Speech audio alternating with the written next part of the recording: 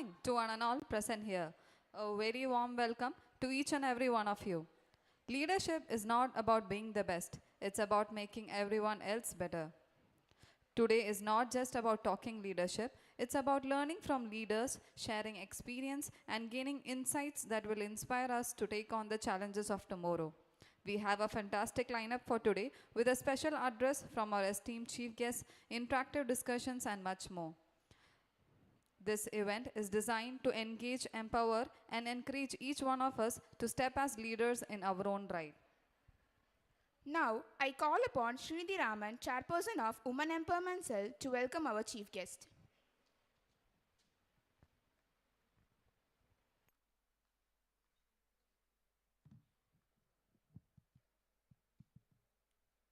Lead by example, inspire by passion.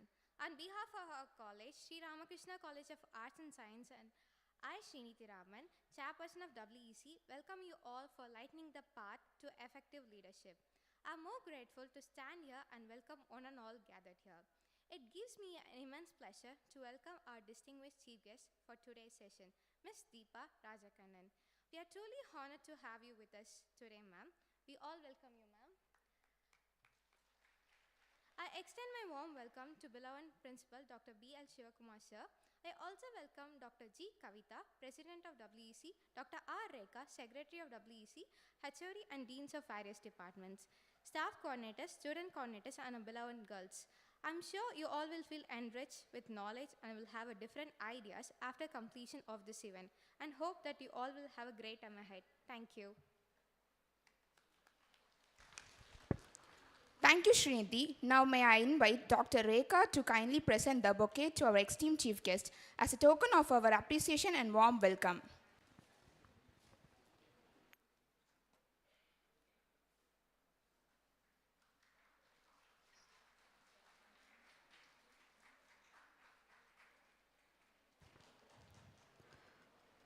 Now, may I request Dr. Kavita to kindly adorn the shawl to our chief guest as a gesture of honor and respect.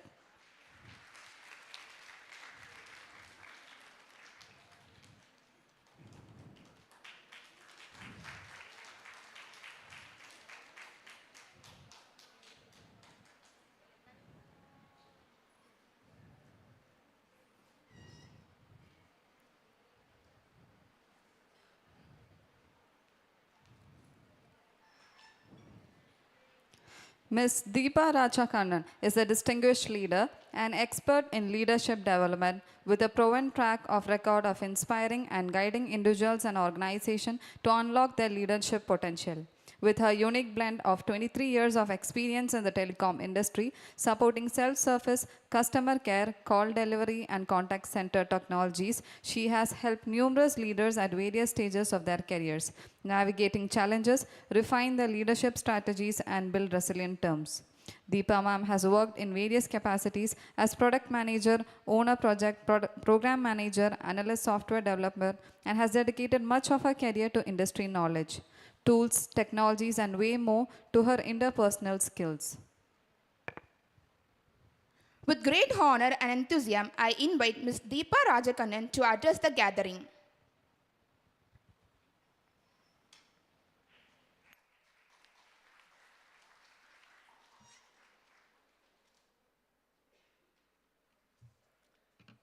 Hello, young ladies. Excited to be here? I'm not going to try and bore you, okay? I'm not going to talk about technology or, any work related. I'm just going to take you to a journey because 30 years back, I was one of you, right? I was an 18-year-old first-year college in a local Coimbatore college. I was from Nirmala College, not too far from here. You know where Nirmala College is, right? And today, here I am in front of you, talking to all of you. Just so I wanted to take you through my journey, how I ended up from you to who I am today, and hopefully that would inspire some of you, because I'm pretty sure a number of you would end up in the similar, exact same shoes that I've been through, right? So this is my first time I'm addressing somebody. I've never done public speaking before. Right?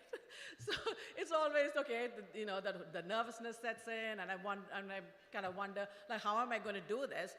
But there's always a first time for everything, right? Somebody puts you in a spot and say, do it. And you just, wonder how you're going to do it, but give it a try. Don't be afraid. There's always a first time. Go for it, right? So I'm going to try my best to keep you engaged and make it interesting. You're going to help me, right? Both of us are going to do this together, right? Let's get started then. So I think they've already introduced me. I'm Deepa Rajakannan, right? I live in the United States, and I'm here visiting India just for a short period, for a week, in fact. And I've been pretty busy shopping and doing things. But I got a request from Dr. Shivakumar and said, look, you're a local girl. You did go to college in Coimbatore. Today you're out there in the United States, and you have a long career, like around 23 to 25 years of career. So why don't you just come and talk about what your life was like? Because I'm pretty sure a number of you will end up abroad. I know we probably are confused. You don't know what you're going to do next, what kind of profession you're going to, and you're probably wondering, how do you do work-life balance? How do you manage a family and have a career?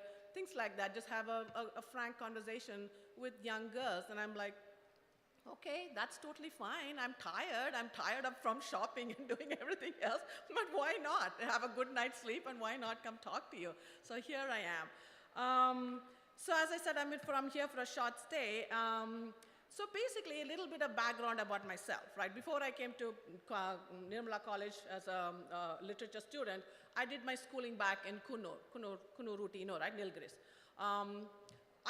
I was basically a very average student. I was never a studious person. I had like the bare minimum, meaning I would get just 60% and got first class. That was great, right? That was a big achievement for me. I was not like a very academically oriented person, but I had other qualities. I had this kind of self-confidence. I was very bold. I was just not afraid of anything, right? It's like, for the most part, I really enjoyed like acting. I would like to be on stage and act. It gave me so much confidence. So I would never used to look at the large crowd and say, oh my God, look at the crowd. For me, it was like, oh wow, it's out there. I know my lines. I'm gonna deliver my lines and just have a good time. And also, I think being a very athletic person, I was very good with sports, meaning I used to like running. So athletic-wise, physically, I was very active. I like to sing on stage because my dad used to teach me some songs, and I used to come to stage and sing like a star because I enjoyed it. Things like that. But again, I was a very average student. When I did finish my schooling and I came to Coimbatore for college, the criteria was very simple for me. I was the only child, and I had lived a very sheltered life.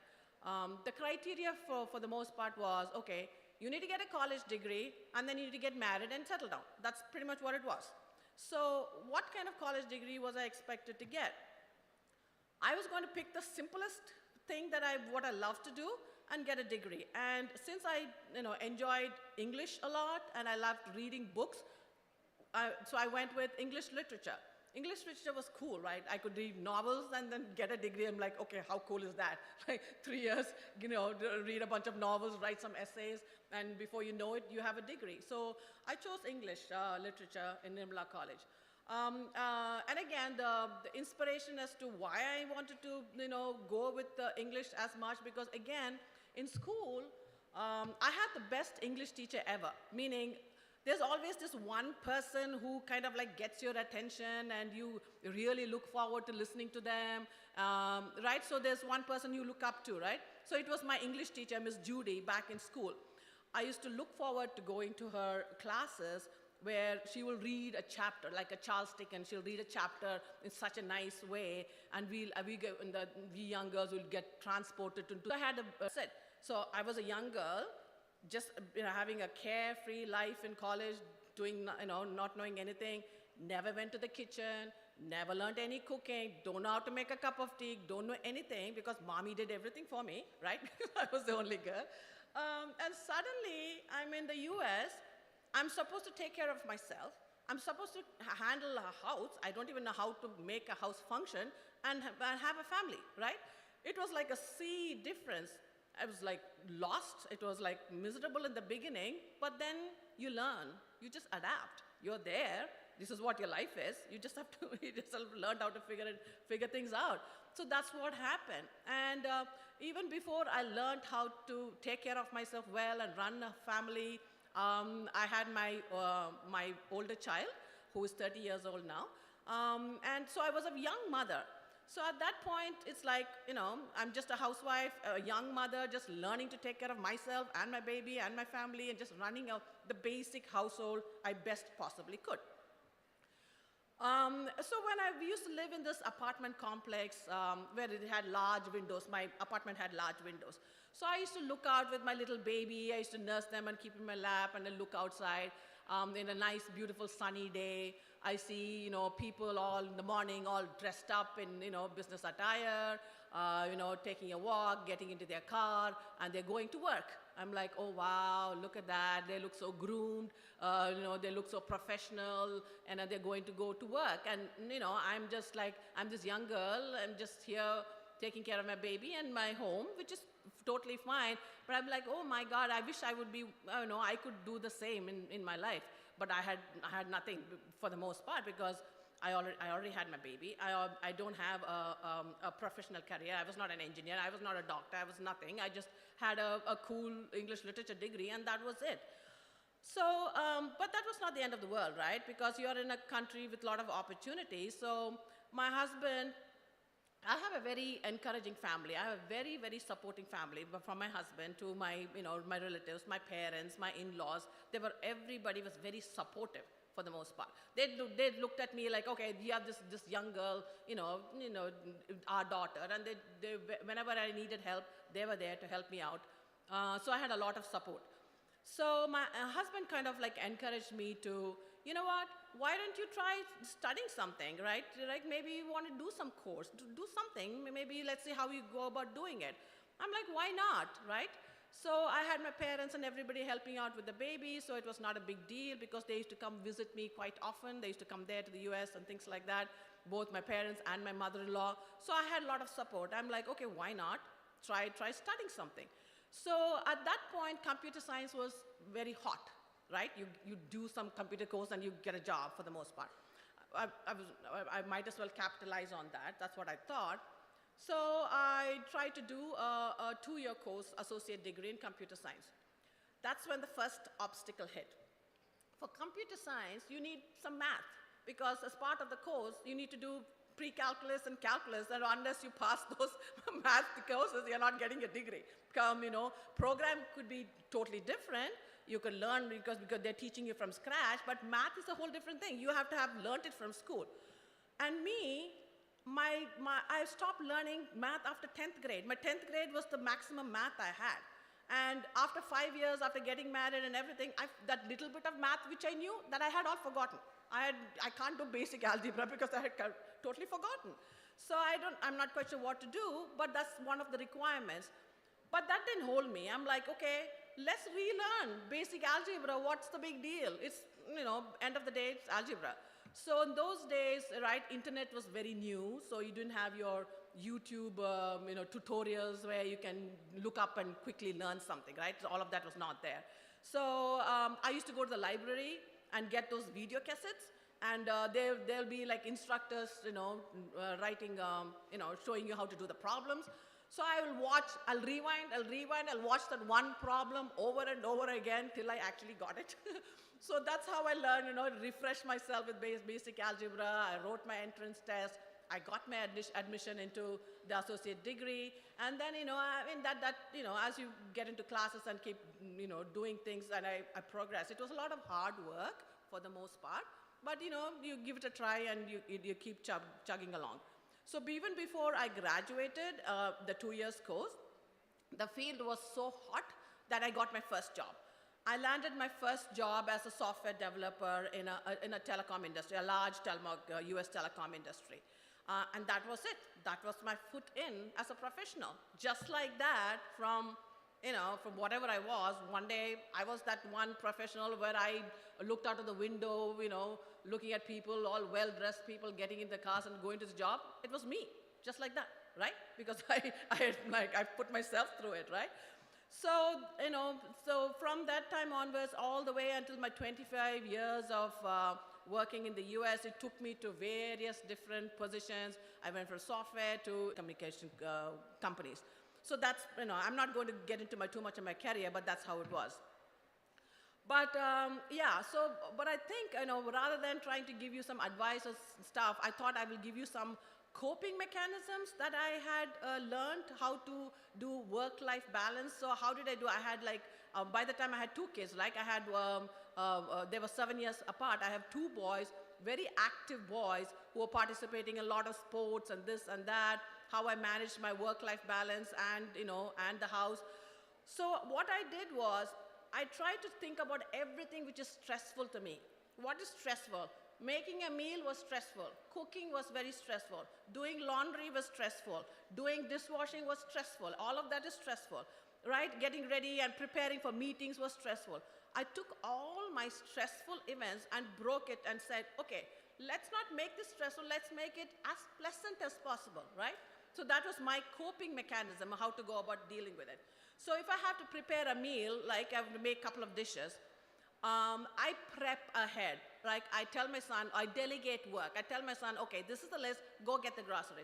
Then I tell somebody else, okay, I want the kitchen clean, prep it. So I get them done. So I become a chef. I have a clean kitchen, I put my apron on, I put my favorite music, and I start putting all my ingredients, prep it, chop it, whatever it is, keep it all aside, even before I turn the stove on for the first time. So that way it's so organized, everything is so organized. So I think in sequence, it became a pattern. And then as you keep doing things in pattern, before you know it, everything's ready. You put this, you put that, you mix this, mix that, and before you know it, a dish is ready. And you can parallelly do something else. And before you know it, you have 2, 3 dishes already done, where everything is clean, everything is done, I'm still relaxed, nothing is, dripping over me because I have my apron, and the whole time I was enjoying because I was listening to my favorite music. So a chore of cooking became very relaxing. It became a Zen-like experience. The same thing with laundry. It was oh my God, look at that, they have, I have 2 boys and the husband, 3 men in the household, always piles of laundry. How am I going to sort it out? Take your time, sort them out nicely, leave it. And then come back, get them, start doing laundry one by one. And start folding the clothes very methodically, right, with music or whatever it is. That was my coping mechanism. So before I know it, I'll have nice, neat piles of laundry, which gave me so much satisfaction. I'm oh, this is great. It actually a relaxation for me because I took my time. It was just me, nobody bothering me. I had my thoughts or maybe music, and I did it in a very organized way. It became not as stressful at all. So even getting ready and going to work, right, getting up in the morning and getting ready, that whole stress, and driving to work, because driving to work in US could be a little daunting because highways and things like that.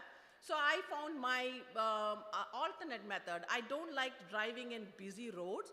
So instead of going on the highway where it's too crowded and cars are heavy traffic, I started going in the back roads where it's 1-lane roads, which is more scenic, which has got beautiful trees and flowers and whatever else, and nice houses to look at. So it was my mechanism to deal with heavy traffic was to go alternate route. So that part of the stress was taken away.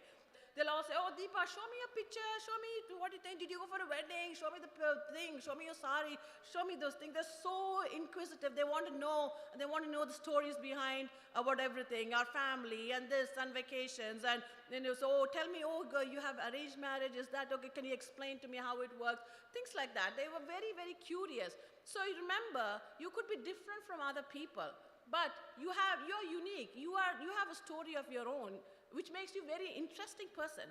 So share it, right? Because people are curious, and it's really lovely because that's what happened to me. And even my kids, right? So they went into, these schools where, even though there's a lot of Indians in the US, they went to these niche schools where it's like a boarding school. There were not too many Indians. And their Indian culture was appreciated. They always wanted to present themselves, in a certain way. So when I used to go for school events, they will ask me to bring an Indian dish, and I used to take a tray of samosas. Who doesn't love samosas, right? Samosas are samosas, period.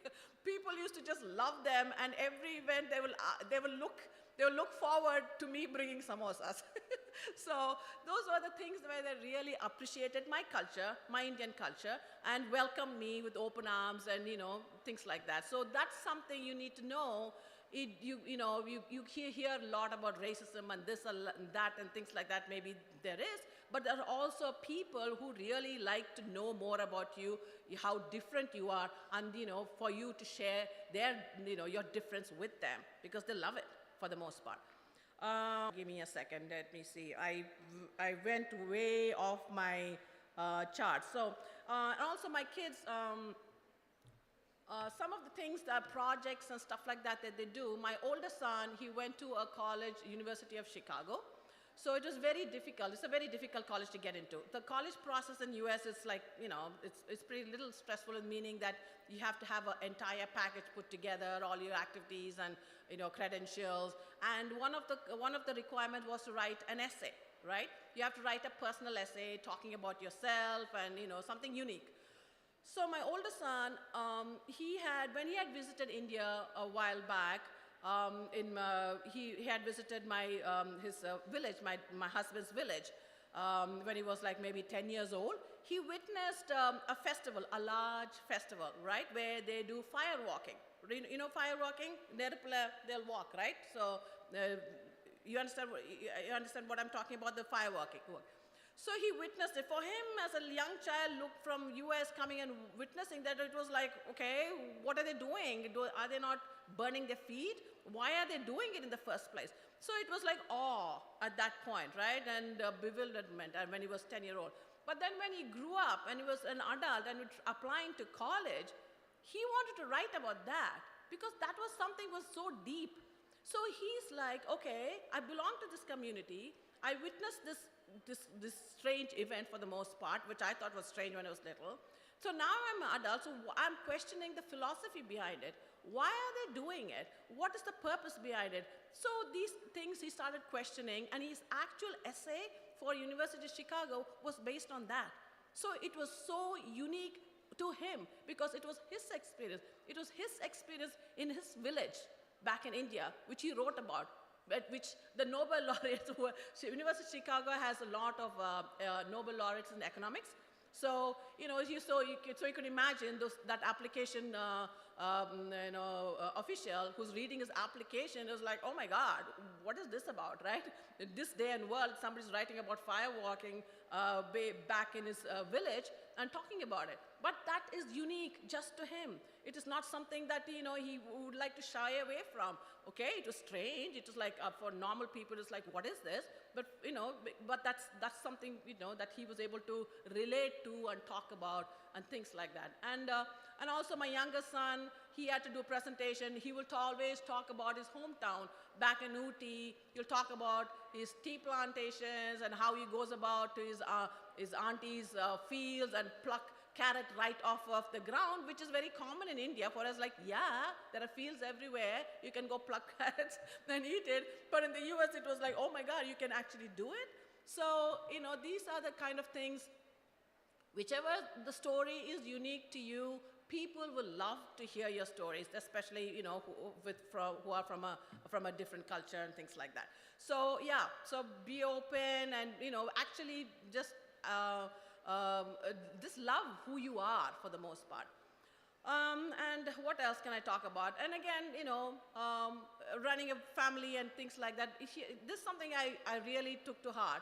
Meaning, you come first. I always put myself first. It kind of sounds a little bit selfish. It's like, what do you mean? You come first, right? Take care of yourself first. For me, it was like, if I am not healthy, if I am not happy, if I am not well, I can't make other people around me happy, right? If my back is hurting, I'm going to yell. I'm not going to say, okay, somebody dropped something. I'm not going to bend and pick it up because my back is hurting, right? But if I had exercise, if I did like a couple of Surya Namaskaras and, and my back is pretty good, I don't have a problem with that. So it's always like you put yourself first, take your time, you be happy and healthy and take care of yourself first. So that way you can take care of everybody else around you. You can take care of your kids, have a smile on your face every time, not yelling at people. Sometimes when I go to the office, they say, you have a smile on your face all the time. I'm like, I have no reason not to smile because I know for whatever reason, maybe I had a beautiful drive in my back road rather than in a rush hour traffic. So maybe I have the smile on my face. So always put yourself first. Always take care of yourself first. That's one of the things I would advise. Let's see. What else do I have? Have I gone through? Oh, okay. So maybe I can just pause here. So since I rattled on, I don't know if I went too fast. People tell me I speak too fast, but hopefully you understood what I was saying. So why don't you go ahead and ask me some questions if you have any, so if I can see if I can try to answer them. Now it's time for an interactive segment of today's program, a Q&A session. This is your chance to ask questions and engage directly with our esteemed chief guest. If you have a question, please raise your hand and a mic will be brought to you.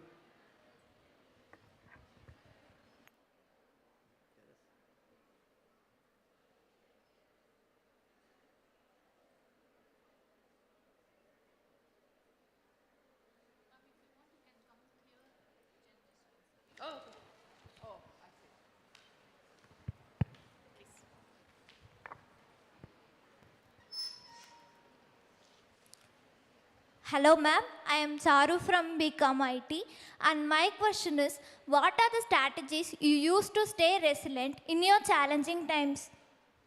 Stay resilient? As I said, I put myself first. I take care of myself first.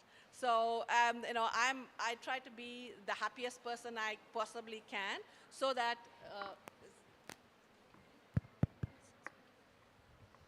right? So, and I take encouragement from my family to support me. I delegate things and, for the most part, that's how I face all of my challenges, right? So be healthy, be happy, be fit, exercise, do whatever you can do.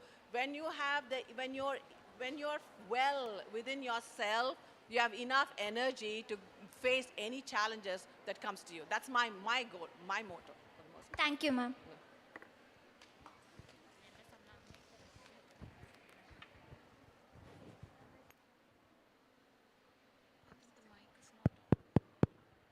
Hello, check. Hello ma'am, I am Neha from BCom IT. What has been the significant crisis you have faced as a leader? I think a lot of times where, especially in work and things like that, when you're trying to work on a deadline and you're not able to make it, I think your negotiation skill comes into play. Like for instance, give and take. Now, for instance, we will tell a business owner that something's going to be delivered at a certain date. And the technology team will say, we can't do it because, something has come. So that it creates a challenge because somebody's expecting something, somebody else is not able to deliver it. So at that point, I think as a product manager, the way I've used it, I've tried to negotiate, try to break it down, maybe deliver half the things, what is possible. What are the crucial things that has to be delivered as part one? Focus on just that. Get that part done. Get extra resources to get that piece done. And maybe compromise, the business owners to compromise on the second part of it and say, okay, the engineering team will have a slightly extra time to get the second part done. So there's always, every situation is different, but you'll have to assess the situation and try to find a solution at that point because not everything works smoothly all the time for the most part.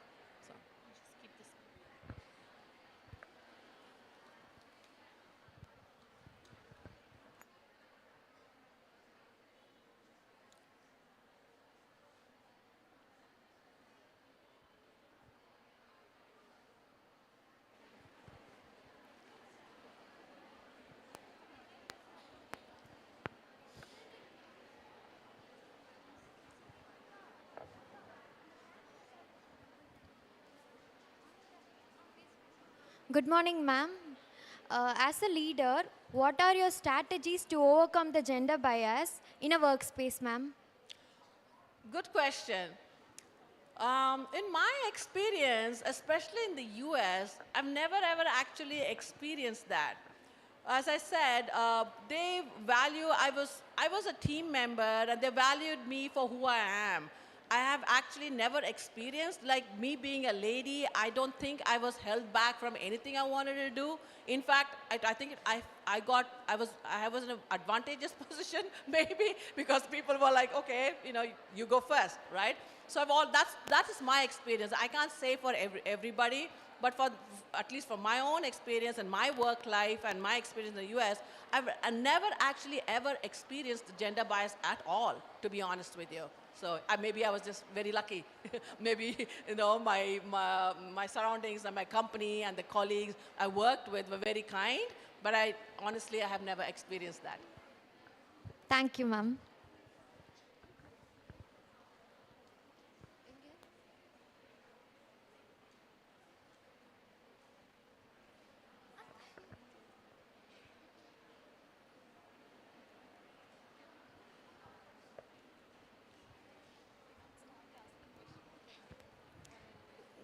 Good morning, ma'am.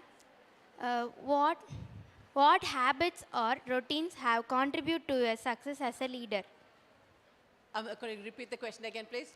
What habits or routines have contributed to your success as a leader? Yeah, of course. Being very, very organized helps because that takes confusion off my mind. In a day, if I know I'm doing X, Y, I'm a big planner. I plan, because if I see everything in pattern and in schedules, it relaxes me. So I know how to get from one task to the next task in a very organized way. So, that is my mantra. Thank Be you. organized, I don't care the rest of your family is all messed up and not organized, but at least I am. At least I know what I'm doing. I need to exercise. I need to eat well. I need to do this. I need to be relaxed. I need to, I need my surroundings clean. I want a neat house. I need a neat desk at work. All of that helps me. So, that's pretty much what I do. Thank you, ma'am.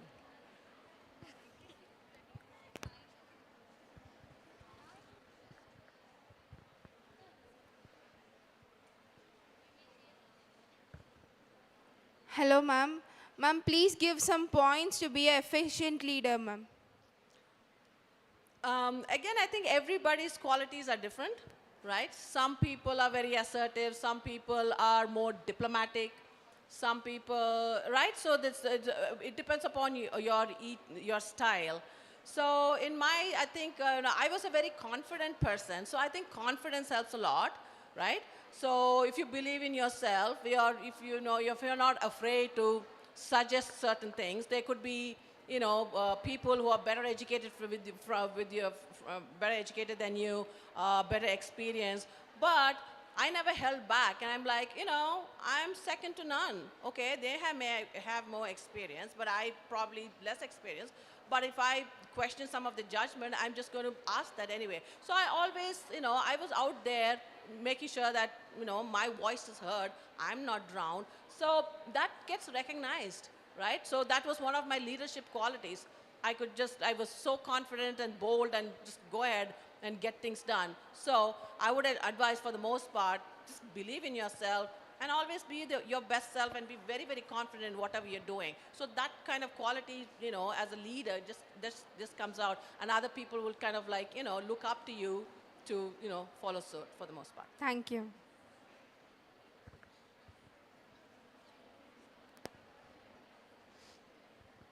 Hello, ma'am. Have you ever experienced pay inequality in your career? To be honest, not really, because maybe my industry at that point, the pay was, sometimes it was not as transparent. But I think to date, it's mostly, especially in the region where I am, it's like everything is kind of transparent now. right? Everything is in the internet. If there is a job, you know how much they advertise the range of salary and things like that. I would think it's not as much. My personal experience is not as much at all, for the most part. So whatever the role is, whatever the position is, whatever the advertised the salary is for that position, they didn't look at, okay, was it a woman or was it a man? Was there a different salary? No, not my experience. Thank you, ma'am.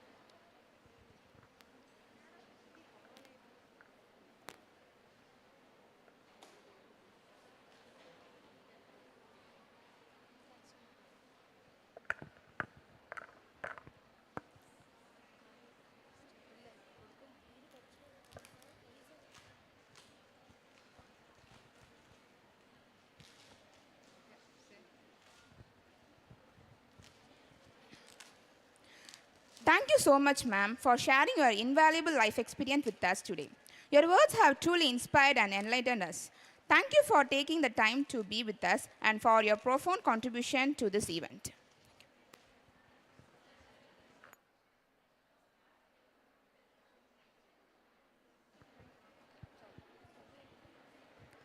Now, as a token of love and to show gratitude, may I now invite Dr. Kavita to kindly come forward and present the memento to our esteemed chief guest.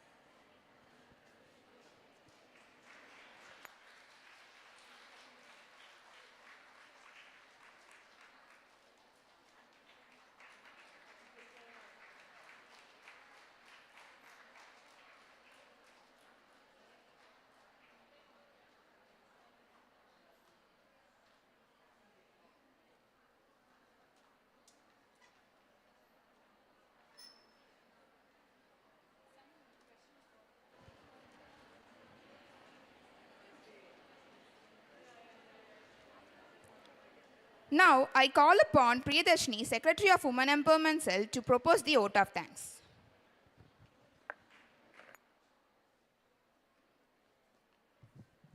A very good morning to one and all gathered here. I deem it a great honor and privilege to propose a vote of thanks on this occasion.